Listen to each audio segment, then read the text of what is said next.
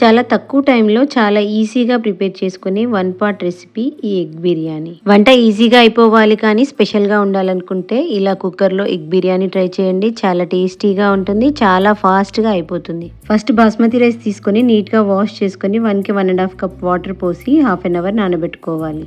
ఎగ్స్ని బాయిల్ చేసుకొని చల్లారిన తర్వాత పొట్టు తీసి ఇలా నైఫ్తో కట్స్ పెట్టుకొని సైడ్కి పెట్టుకోవాలి. కుక్కర్లో 1 టేబుల్ స్పూన్ ఆయిల్ వేసుకొని సన్నగా కట్ చేసి పెట్టుకున్న ఆనియన్స్ని గోల్డెన్ బ్రౌన్ కలర్ వచ్చే వరకు వేయించుకోవాలి.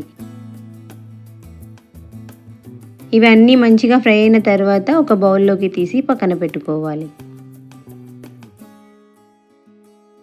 అదే బౌల్లో కొద్దిగా కారం, ఉప్పు, పసుపు వేసి ముందుగా ఉడకబెట్టుకున్న ఎగ్స్ని వేసి 2 నిమిషాలు ఫ్రై చేసుకోవాలి. ఎగ్స్ కొద్దిగా ఫ్రై అయిన తర్వాత తీసి పక్కన పెట్టుకోవాలి. దీంట్లో 1 టీ స్పూన్ నెయ్యి వేసుకొని బిర్యానీ ఆకు, లవంగాలు, దాల్చిన చెక్క, సాజీరా, ఇలాచి అన్నీ వేసి చాప్ చేసుకున్న ఆనియన్ కూడా వేసుకొని 2 నిమిషాలు ఫ్రై చేసుకోవాలి. ఆనియన్స్ కొద్దిగా ఫ్రై అయిన తర్వాత దీంట్లో అల్లం వెల్లుల్లి పేస్ట్ వేసి వేయించుకోవాలి.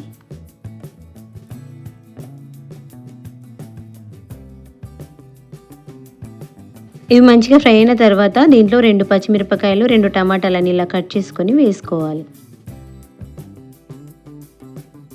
ఇవి కొద్దిగా ఫ్రై అయిన తర్వాత పసుపు, కారం, ఉప్పు, ధనియాల పొడి, కొద్దిగా సాంబార్ పొడి, గరం మసాలా వేసి కొద్దిగా పుదీనా, కొత్తిమీర వేసి వేయించుకోవాలి.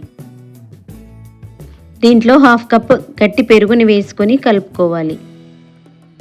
ఇదంతా ఇలా మంచిగా కలిపిన తర్వాత దీంట్లో ముందుగా నానబెట్టుకున్న రైస్ని వాటర్తో పాటు వేసుకోవాలి. బాస్మతి రైస్ 1 కప్ తీసుకుంటే 1.5 కప్ వాటర్ పోసుకుంటే పర్ఫెక్ట్గా ఉంటుంది. టేస్ట్ని బట్టి సాల్ట్, కారం దీంట్లో అడ్జస్ట్ చేసుకోవాలి.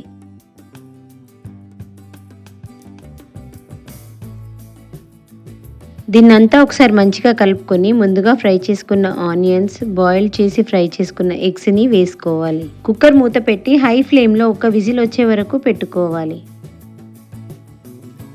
కుక్కర్ ప్రెషర్ పోయిన తర్వాత 10 మినిట్స్కి మూత తీస్తే వేడి వేడి ఎగ్ బిర్యానీ రెడీ అయిపోతుంది. దీన్నంతా ఒకసారి మంచిగా కలుపుకొని రైతాతో సర్వ్ చేసుకుంటే చాలా టేస్టీగా ఉంటుంది. చాలా ఈజీగా టేస్టీగా ఉండే ఈ ఎగ్ బిర్యానీ రెసిపీ మీకు నచ్చినట్టయితే ఈ వీడియోకి ఒక లైక్ చేయండి.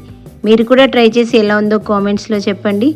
నా ఛానల్ని ఇప్పటివరకు సబ్స్క్రైబ్ చేసుకోకపోతే సబ్స్క్రైబ్ చేసుకోండి.